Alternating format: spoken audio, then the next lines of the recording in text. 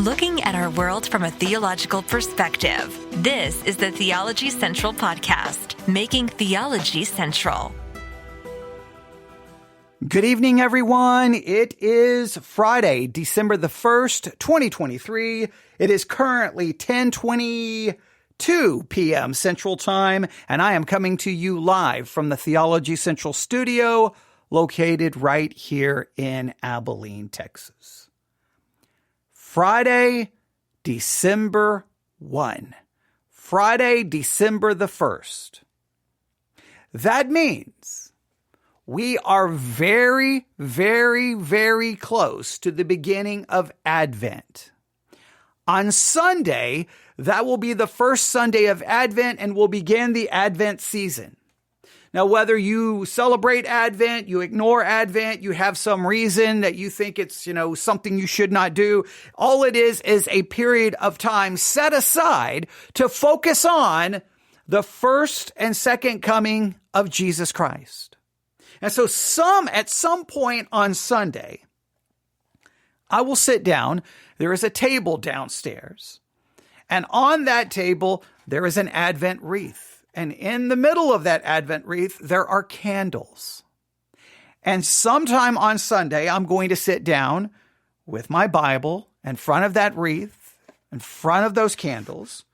I'm going to take this box of matches, and I'm going to take a match, and I'm going to light this match, and then I'm going to light a candle, or a match, obviously not this match. And I'm going to light that candle, and I'm going to just take a few moments. I'm just going to sit there for a few moments before I do anything, before I pray, before I read, and I'm just going to look at the light on that candle. In fact, if I do it at night, I might make sure all the lights are off so that I can barely see anything. And then I'm going to strike that match, light that candle, and I'm just going to sit there in the darkness looking at the light of that candle. And I'm just going to sit there for a few minutes, just thinking about that light. It's going to be dark all around me, right? If I do this late at night, and I'm just going to sit there and look at that light. That light's going to seem insignificant compared to the amount of darkness around it, right? If the whole house is dark, that little bitty light, it's going to seem insufficient with the amount of darkness around it, but it gives you at least a sense of hope, a sense of, well, okay, if I have this light, if I carry it over here, and if I carry it with me, it will dispel the darkness enough that I'll be able to see. Even though it's a little light, and considering how dark the house would be if I wait till night and I turn off all the lights, that little bit of light would give me a sense of hope, or a sense of, okay, I can see a little bit. I can take another step. I can make it to another room. I could possibly light another candle. I would be able to at least see. If I got just that little bit of light, it would give me some sense of hope.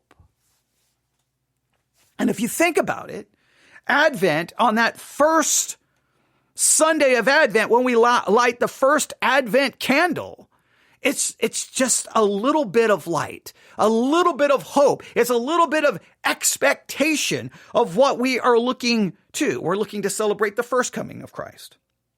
And that first coming of Christ gives us some sense of hope and confidence in the second coming of Christ.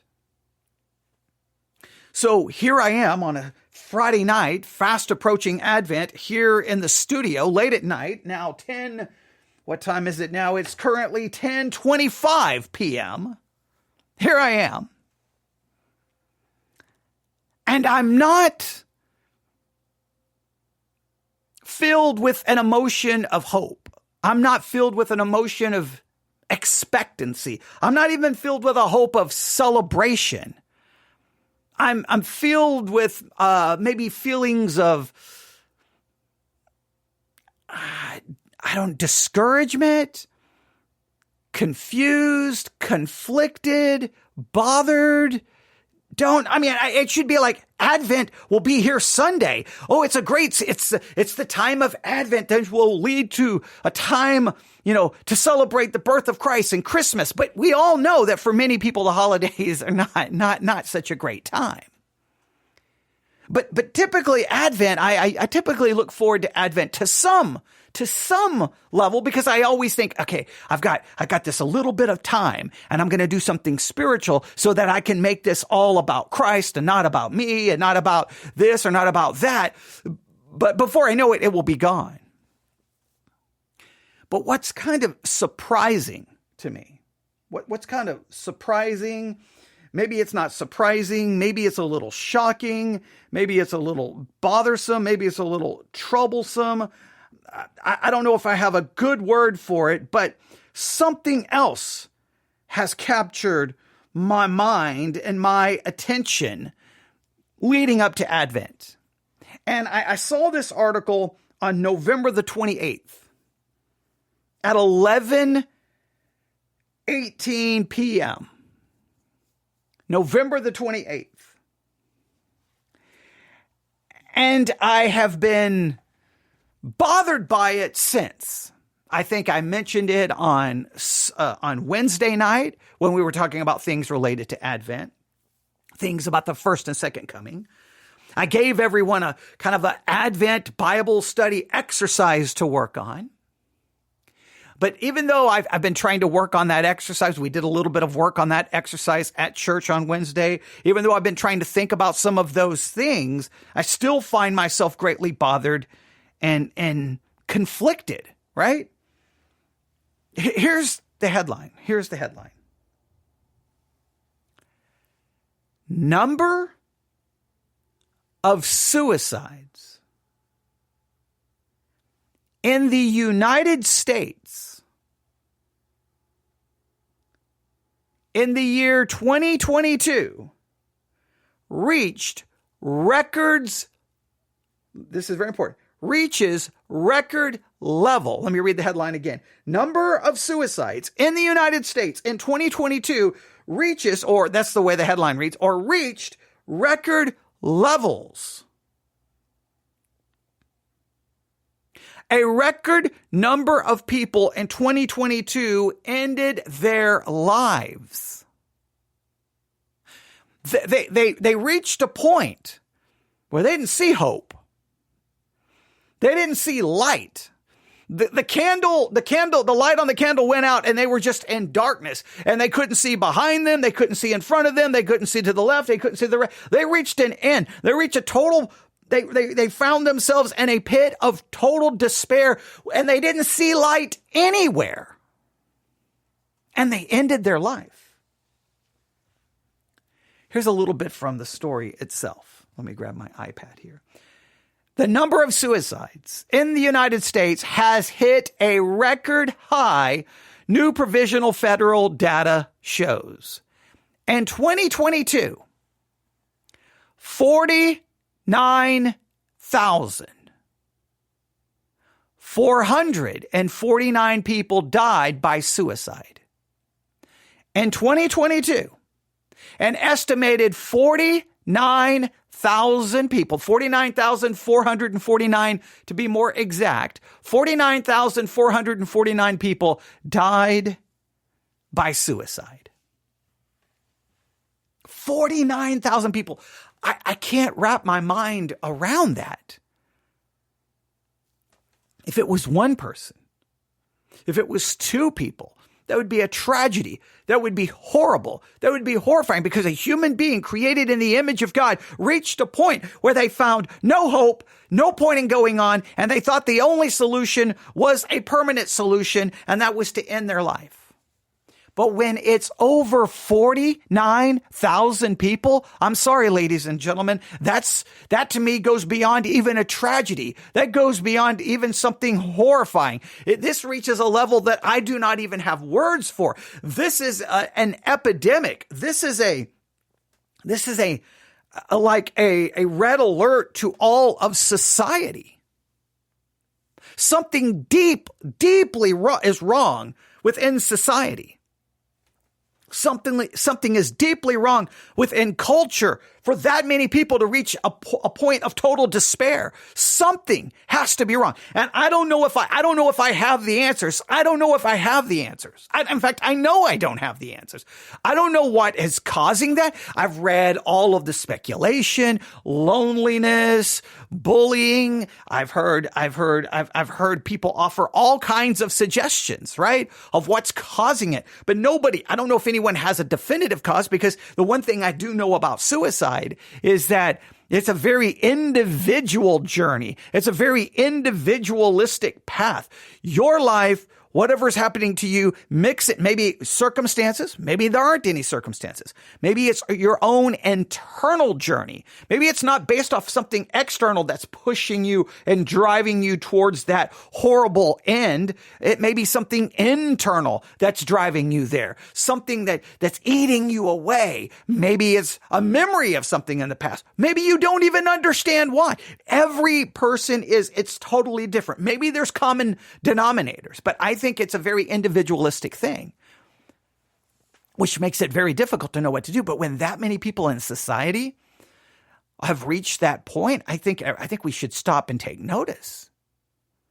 I know right now in our culture, everyone's divided. Everyone's fighting over everything. It just seems like one horrible thing after another horrible thing. And it just seems like nobody has any solutions, and people are more divided. We hate one another, and we're tribalistic, and we have our own teams. And there seems to be such a level of hatred and a lack of just common decency and respect. I mean, we could talk about just how it feels, right? And again, maybe that feeling is even an accurate representation. Maybe that's the feeling we are experiencing because of what we're watching or listening to. And I'm not saying that that's the blame. I'm just saying if you look at what's going on in the world, sometimes we only see and hear the negative, which could give us maybe a flawed view, but maybe, at the same time, maybe it's not that flawed. I don't know. I don't know if I can identify it, but I know this, that I am this close to Advent. And I am. I'm going to take my candles, and I'm going to sit there with the Advent wreath that I purchased, and I've got all my candles ready. I'm going to light the first candle. And then, the first Sunday of Advent, if I'm looking here at the lectionary readings, the first Sunday of Advent, I may read Mark chapter 13, verses 33 through 37. Mark chapter 13, verse 33 through 37. And I may read those words. And then on Monday, depending on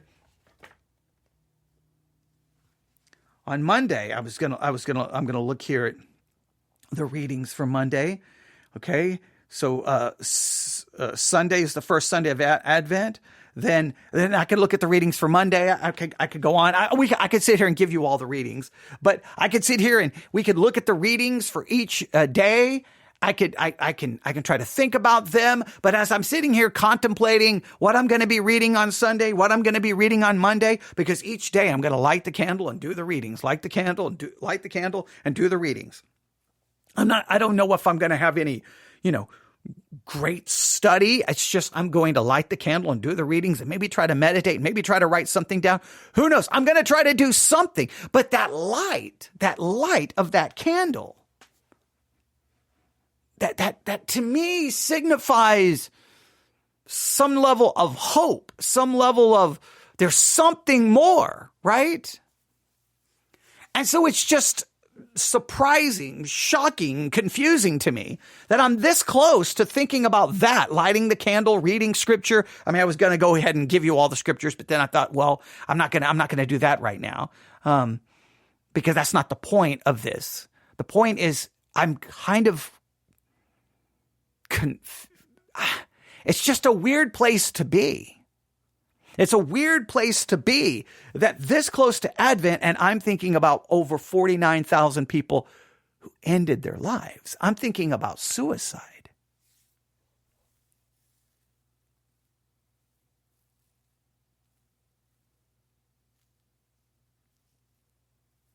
You want to believe. You want to hope that at least deep down, maybe theoretically, maybe theologically, that if people had the message of Christ, they would have some hope, right? If they knew that Christ came, the eternal Son of God took upon human flesh and walked on this earth, and he came to keep the law on our behalf and to die for our violation of it. And in him, we can be saved and we can have eternal life. That God did not leave us in this horrible state we know as life, but he came to save us from our sin so that we can have eternal glory and eternal light. So that first candle, we're just, at least symbolically, is that there's the baby in the manger. It's just a little light. And most of the people in Jerusalem, they didn't even know he was there. People were sleeping in the inn. Nobody was paying any attention. And you want to hope that maybe that light would give people some hope. We know the Bible uses this imagery a couple of times. We see it right there immediately in John chapter 1, right? In John chapter 1, in the beginning was the Word, and the Word was with God, and the Word was God. He was with God in the beginning. All things were created through him, and apart from him, no one thing was created that has been created. In him was life, and that life was the light of men. And that light shines in darkness. And yet the darkness did not overcome it. That Jesus was that light, and the darkness could not overcome it. Even though it seemed insignificant, it seemed small, a little baby in a manger.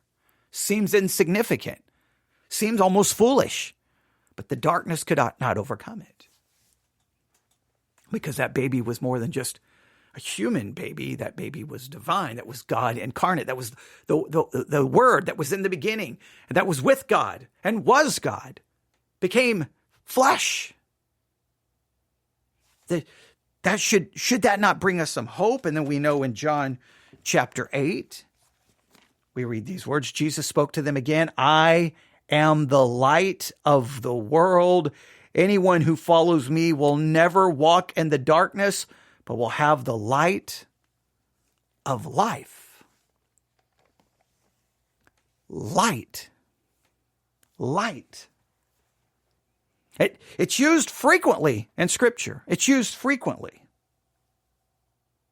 And right now I'm kind of conflicted, right? On one hand, all I can think of is 49,000 people plus who ended their lives. They entered into a place of total and complete darkness, and they could see no light. But we are so close to celebrating 4 weeks of Advent, where we look to the coming of Christ, the first and the second. And in a sense, there's light there. Because if Christ came the first time, then we know he will come the second time. And when he comes the second time, he will come in his glory and power and might. Yes, there will be judgment. Yes, there will be a horrible thing. But for those of us in Christ, there will be life. There will be light. There will be salvation. There will be no more pain, no more suffering, no more death, and no more tears. There is light. So we can grab onto that, right? Each week of Advent. And then finally on Christmas Eve night, maybe Christmas Eve night, we light, if you're using an Advent wreath, the Christ candle, right? The white candle in the middle.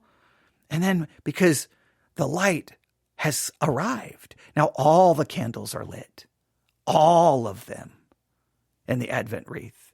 Even the Christ candle is what sometimes referred to. And now all that light right there, maybe right at midnight on Christmas Eve. And we remember that now the Son of God has come. He has been born in Bethlehem. The light has arrived. Salvation has come. The one who will bring salvation. And we can celebrate that.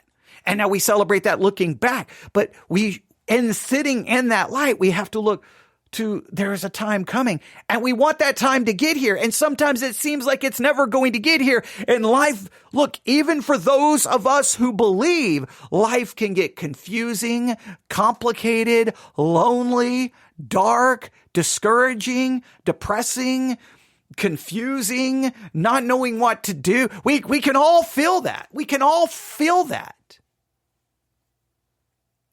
We all experience that in little ways.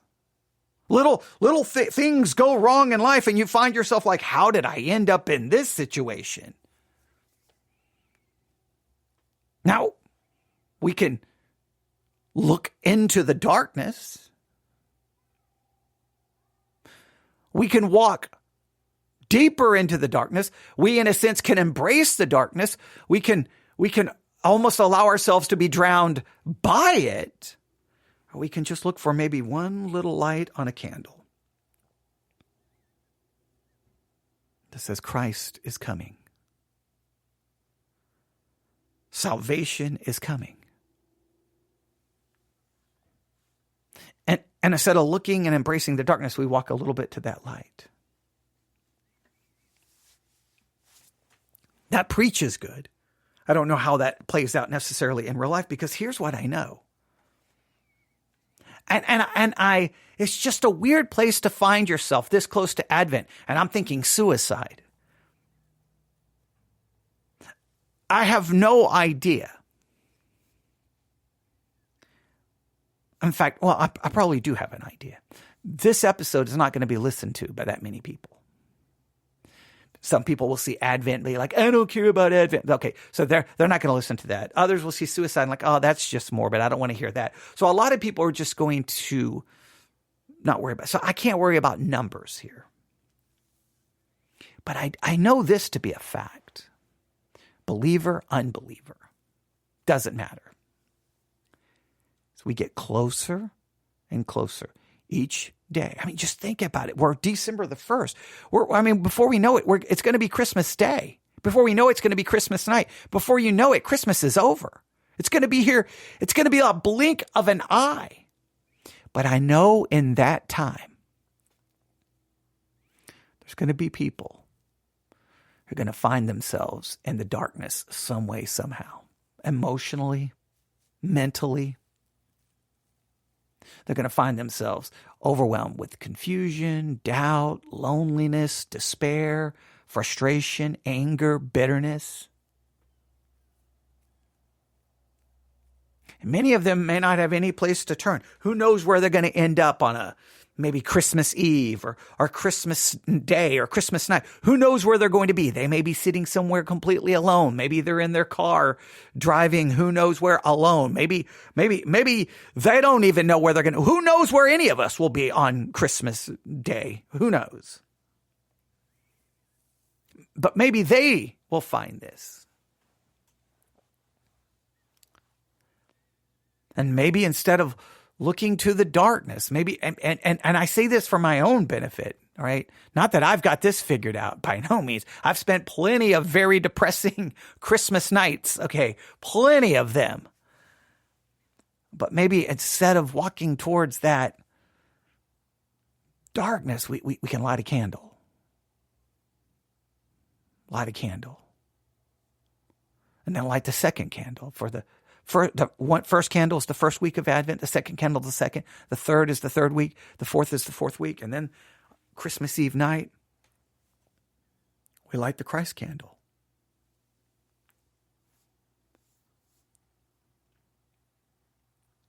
And then we sit in the light of Christ.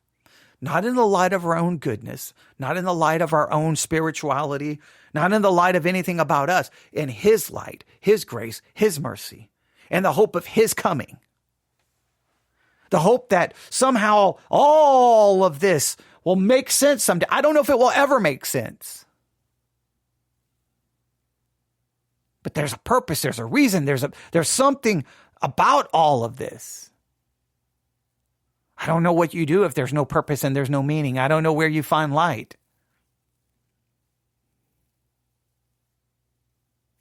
So here's my suggestion. I know I've given everyone the other Bible study to work on about the first coming and the second coming, the positive and negative attitudes and actions in regards to each. And I hope you are working on that. But if you want to add something to this, if you're going to do the lectionary readings for Advent, that's great. But let's do this. Let's work on finding as many Bible verses that speak about light Not so much the darkness ones, right? Because darkness typically is related to sin or being lost. Let's look at ones that relate to light. From the Old Testament to the New, something that mentions light, and we see it it points us to something spiritual, something hopeful, something beneficial.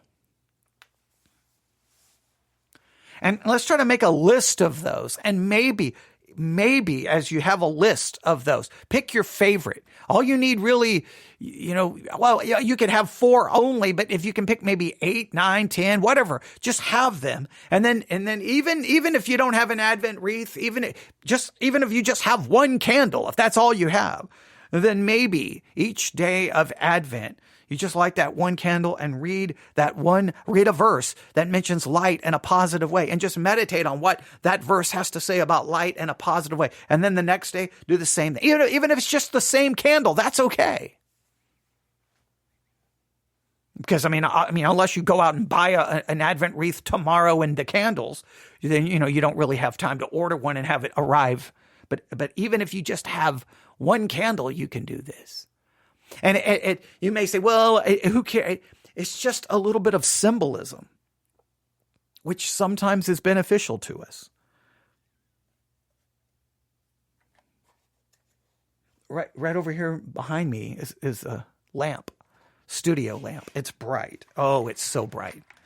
It's so bright. But if I reach over and turn that off, it's going to get pitch black in this studio, other than the light of the MacBook that's currently here looking at me. Or I'm currently looking at it. Its light is shining at me. But if I was to turn all of this off, and if I was to light this candle, or if I was to light this match, strike this match, light it, this thing would seem so insignificant to the darkness in this room. But it would be something, right? In other words, with this little bit of light on this match, right? If in this room pitch black, I would be able to see something. It would be sufficient. It would seem insufficient in one way because the darkness around it would be greater than the light coming from it. But it would be bright enough that I could see, that I could take 3 steps and 4 steps, and I could make my way to the stairwell, and then I could walk my way down. I mean, obviously, the match would burn down to my fingers, and I would have to blow it out or burn my fingers before I got downstairs. But I could probably get from this table to the stairwell with it. If I took this and lit another one, I could probably get all the way down. But I could probably get close to out of this room with one candle, with one match. That light is very symbolic, and it's a biblical symbol. It's a biblical concept because it's right there in John chapter 1. In him was life, and that life was the light of men. Now we could talk about that phrase. Well, I mean, we could go into a full-blown Bible study right here.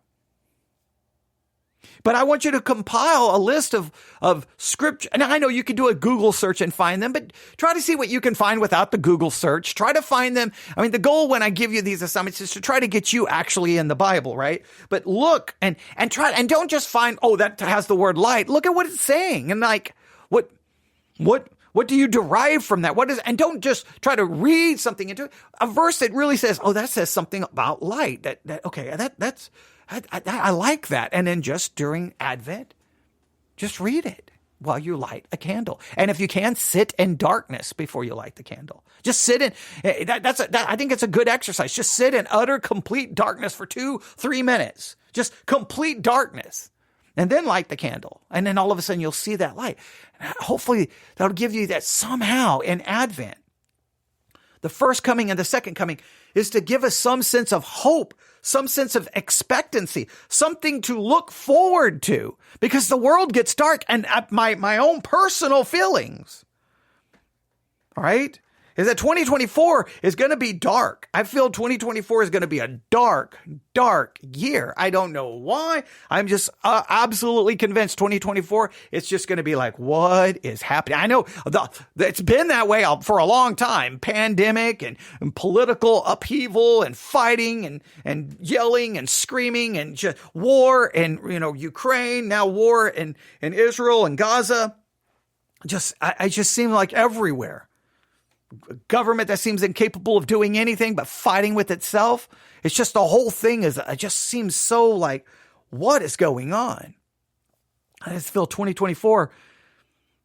In some ways, I feel like we haven't even, I feel like, I don't know. Just again, it's a feeling. Feelings do not equal reality, right? It's just a feeling. But I feel like we may need 4 weeks of thinking about light. I think we may need 4 weeks thinking about light, then Christmas, really celebrating that light, because before we know it, we're going to say goodbye to 2023 and we're going to enter into 2024. And I feel like there's going to be some darkness there. And even if it's not as dark as I feel, for your life, for my life, it could get very dark.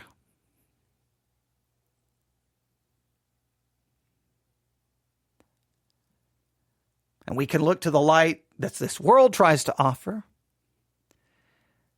We could look to the light of our own genius ideas or plans, or we could look to the light that somehow is associated with Christ. Somehow light is associated with God, and especially the first and second coming. And remember in Revelation, I'm not trying to give it away. Isn't there a point in Revelation, something about maybe not needing the sun? Do you remember something about that? I'm not going to look it up now because maybe you'll find something there. Just look in the end of Revelation, something about maybe the sun is not needed because there's light. The darkness is gone.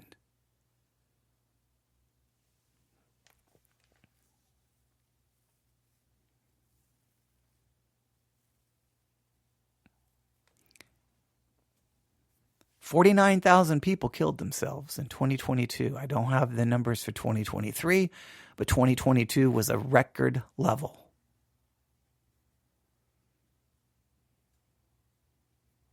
Sometimes our darkness does not lead us down a path to suicide, but it can lead us to a path of despair, discouragement, give up. Sometimes that darkness is of our own doing, our own sin, our own failure, our own foolishness, our own mistakes. Sometimes it's because of circumstances beyond your control, my control, and we find ourselves there and we're like, how did I end up here? And you're just like, yeah, I don't know what to do. Sometimes it's nothing major. It's just maybe a culmination of things that happen. Look, this and this and this and this and this and this and this and this and this and this and this. But I sometimes think, what light does the world have? Today, I was trying to do some other things, and I had a Bart Ehrman podcast on. It just happened to be on, and I didn't listen to all of it. I think his podcast is called Misquoting Jesus, and he was basically how Christians try to put restrictions on God, and then he was, of course, going after the Bible. And again, Bart Ehrman, I mean, I don't always agree with everything he has to say. I do think he brings up points that sometimes Christians are unwilling to admit. But I mean, obviously he left Christianity. He's a Bible critic. It's just weird that someone who's left Christianity as a Bible critic spends his whole life talking about the very thing that he left. It's just a weird thing, but okay. But I'm like, okay, so let's just say you're right, that Christianity is not true. Christianity is filled with logical fallacies and we're all idiots and the Bible is not true. And I was just like, well, what? Well, then what? Then do I throw out the idea of a creator? So then what? And I'm like, where would be light? Where would be light? No real purpose. Now, I understand believing in God creates its own deep philosophical problems. Trust me, I understand, right? I'm the first to admit that, hey, to believe in God raises serious questions about pain and about suffering, and I don't have any good answers. And Bart Ehrman, it was suffering. It's the idea of suffering in the world which drove him away from Christianity. It wasn't his struggle with the scriptures. It was the presence of suffering. God and there's suffering. Well, why is there suffering? And then he was given some really horrible answers by many Christians, obviously. Instead of Christians just saying, I don't know if we have any good answers. An all-powerful, all-knowing God creates a world that's filled with so much darkness and pain and suffering. Yes, some of that pain and suffering is caused by us, but it's caused by us, but God knew it would be caused by us. And we would go on and on and on and on and on and on and on and on. And he's very good at bringing up all of those logical issues and philosophical issues, but he leaves you with nothing. So where's hope then? Look, whether you remove God or add God, the suffering still remains. Okay, the suffering is still there. The pain is still there. The darkness is still there. Where is light? Is your light like, oh, I know this suffering helps me disprove that God doesn't exist and Christianity is not true? Is that light? You still get the same pain and suffering. So what's your explanation for it? It's just, well, it just happens. Too bad. Now, I understand Christianity may not add any more light to it. But if there is a God and he created, and I got to hope, even though I'm confused, that there is some light in all of this.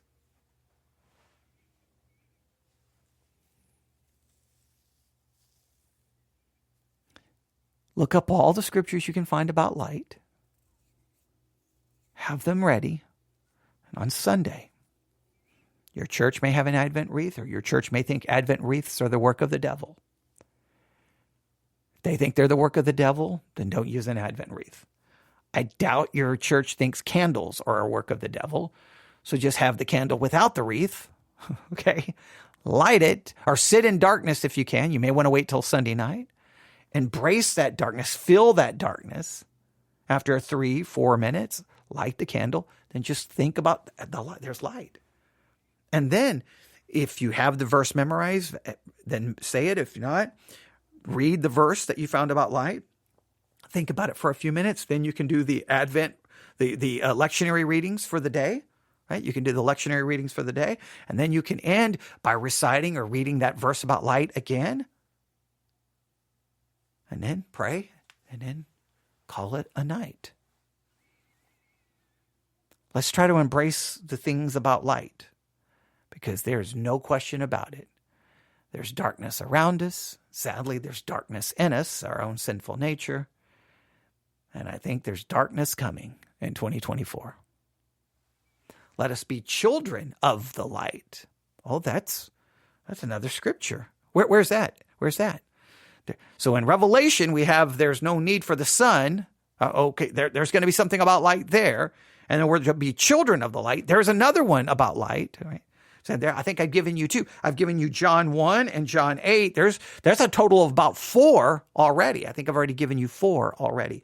If you compile your list, and you don't have to send me every one you find. Just send me the ones you want to use. Your 5, your 10, your 15, because you've got 4 weeks.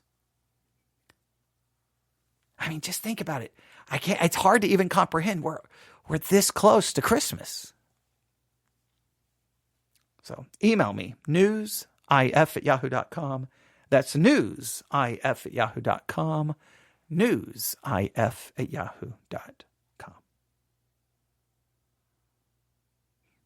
Thanks for listening. God bless.